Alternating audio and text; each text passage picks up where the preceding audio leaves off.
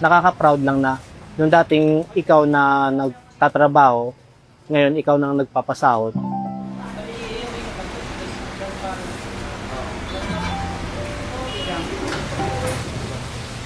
Nagsimula ako dito sa kantin, long way back 2012. Nag-start ako dito sa kantin as taga-hugas. Ito ang kantin na to, kinontinue ko lang legacy ng tiyahin ko. Sila dito ay 30 years na. Mulat sa pool, pagdating nila dito ng Alabang, ito na talaga ang naging business nila. Although na-demolish, lipat, demolish, lipat.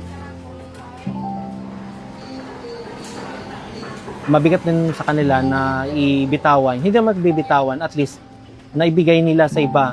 Or at least sa kamag-anak din. Yung matagal na nilang pinaghihirapan na kantin. Ayun, sa awa ng Diyos, ako na nagmamanage ngayon. Tapos yung mga tama ko dati, na nagsimula dito sa kantin, pinagkukuha ko rin sila na maging sila din ang maging tao ko ngayon. So, ang everyday routine ko dati, luto, palengke, tapos managing to. Ang nangyari, kumuha ko ng tagaluto. So, may sariling kaming tagaluto. Tapos, ang focus na lang ako sa pagmamanage at palengke nito. Yung pagpapalengke talaga, hindi ko siya pwedeng ibigay sa mga tao lang.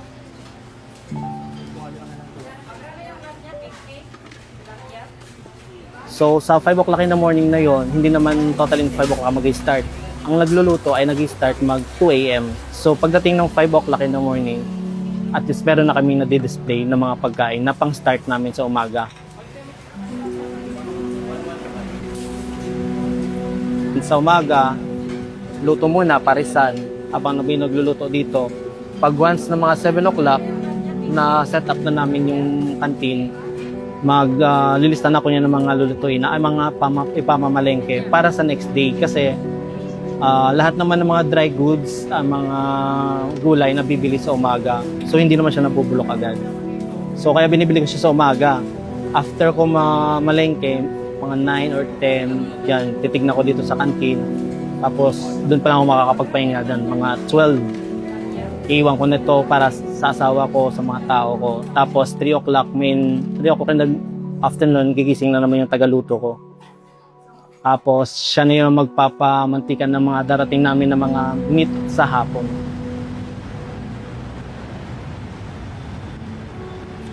Walang madaling trabaho.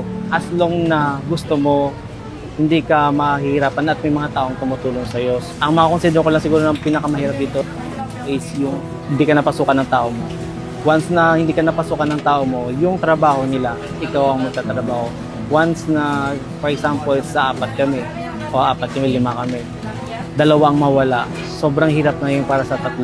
Kasi ang trabaho ng 2, tatrabawin ng lahat para makasurvive na at tuloy-tuloy ang pagbenta namin. Hindi porket sinabi mong karinderya ay hindi na masustansya, hindi na malinis. Kahit karinderya kami dito, sa pangmasa, low quality din ang binibigay namin. Sa pagnenegosyo, pinapangarap namin maging success talaga. Kahit sino naman ng mga businessman or mga nagnenegosyo, yun talaga ang pinaka-main point na o sabihin natin, yumaman or umangat, yun na talaga yung practical yun. Pero sa way kasi ng pagdinegosyo, ang nagugustuhan ko dito, kasama ko pamilya.